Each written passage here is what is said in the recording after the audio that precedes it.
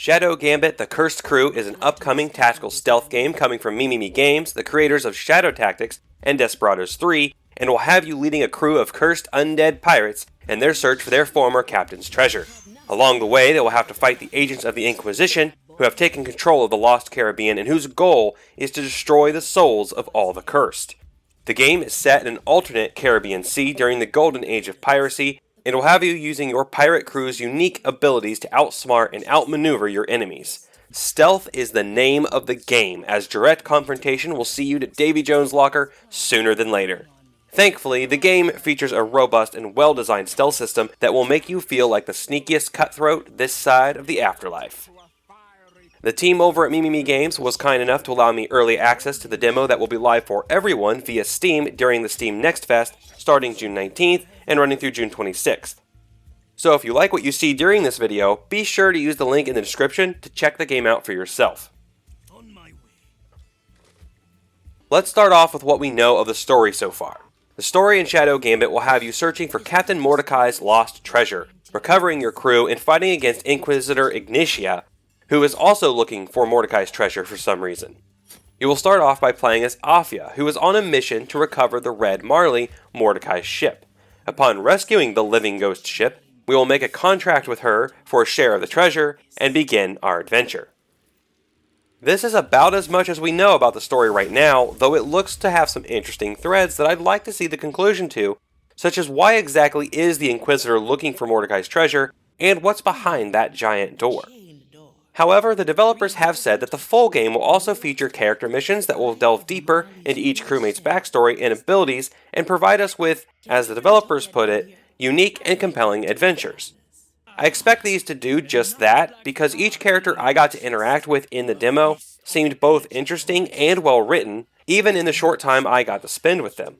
Each character is also fully and well voice acted, helping to bring out their unique personalities. Moving into the gameplay now, as mentioned in the beginning of the video, this is a stealth strategy game, so rather than engaging in set battles, you'll be looking for the best way to eliminate guards without being seen, hiding the bodies of fallen guards, or sneaking past encampments to achieve your objectives. To do this, each character is given several abilities to manipulate and kill enemies. For instance, Afia has the ability to freeze an enemy in time, which will allow you to move past them freely, and she also has a blink ability that allows her to teleport to an enemy and instantly kill them. Toya the cook can lure an enemy with his bird's voice, or place a paper charm that allows him to teleport instantly to it from any distance and kill any enemy within its range. Sulady, the ship's doctor, can throw out seeds that turn into instant cover to get closer to an enemy, or she can use Wonder Dust to send an enemy in a straight line away from her for a short time. Learning how to use each character's skills individually and then in conjunction with one another was a lot of fun. Each character may only have a few abilities, but there are so many different applications for them that gameplay remained engaging throughout my time in this 4-hour demo. Plus, we only really get to use 3 of the 7 characters in the demo, so there are still many other abilities to see and use. You can get the chance to use every character if you play through the demo multiple times, but the last 4 can only be used in their small training missions. We do get ample time with Afia, Toya, and Sulady though, if we do 2 playthroughs of the demo. But now let's talk about the stealth system a little bit. So the stealth system in this game is really well designed, and nothing ever felt impossible or unfair in the game. We're given plenty of environmental objects to hide behind, or in the case of bushes, hide in. Being at higher elevations will typically keep you out of sight as well, so long as you are crouched. Anytime I failed or got spotted, it was because I missed something. Maybe I didn't watch an area long enough and missed a patrolling guard, or forgot to check the sightline of a guard that was looking my way. To help you avoid these mistakes, the game gives you ample tools to plan your strikes carefully, such as checking if guards can see a particular spot, providing a striped area in their view cones where you can crouch and still be unseen, a pause mechanic that will allow you to plan out and coordinate multiple crewmates' actions, and even a fast forward button to speed up time while watching patrol routes or just moving around the map. If you do enter an enemy's range, you are given a precious few seconds to react before you are fully spotted. The green sight cone will start filling up with yellow until it reaches you, which is when you are actually spotted. If you aren't able to react in time, you will take damage as the enemy can fire on you if you are within their sight. Depending on your difficulty setting, you may be able to get hit several times or only once. However, while you are given a short time to revive a fallen ally, there is no way to heal during a mission, so every mistake will cost you.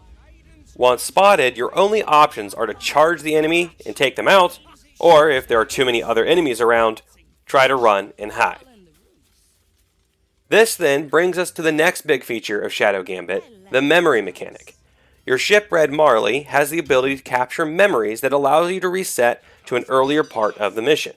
Essentially, the game incorporates quick saves into the lore of the game in a really clever way. Though unlike typical quick saves, these memories will be available as long as you are still on the same mission, meaning you can go back several quick saves if need be.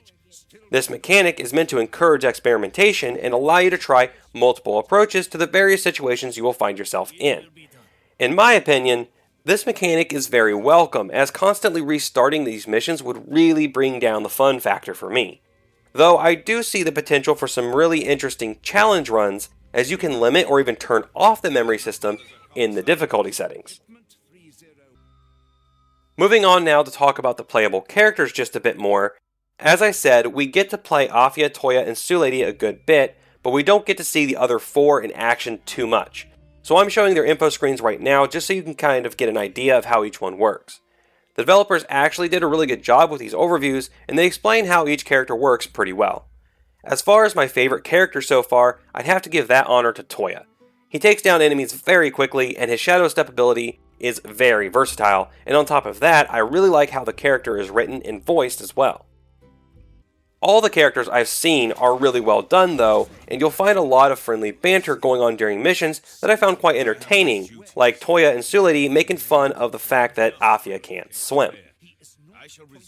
As far as what to expect from the full release, the developers at Mimimi Games have said that the story should take about 25 hours in the full game, though if you want to complete the additional challenges, achievements, badges, and so on, it will take you even longer. As I mentioned earlier, there will be character missions, which I'm not entirely sure, but I assume that these will be in addition to the main story content as well. We will also get to upgrade the skills of each crew member and further converse with each crewman in between missions to learn more about them and engage in some humorous dialogue. We will also be able to earn badges and achievements by completing specific missions or objectives with specific requirements or characters. Finally, we'll get access to the logbook in the final game, which will keep track of our adventure, including stats for each character and badges that can be unlocked. For those fans of tactical or strategy RPGs looking for something a little different to tie you over to the next big TRPG release, this could be just what you need to get out of that gaming rut.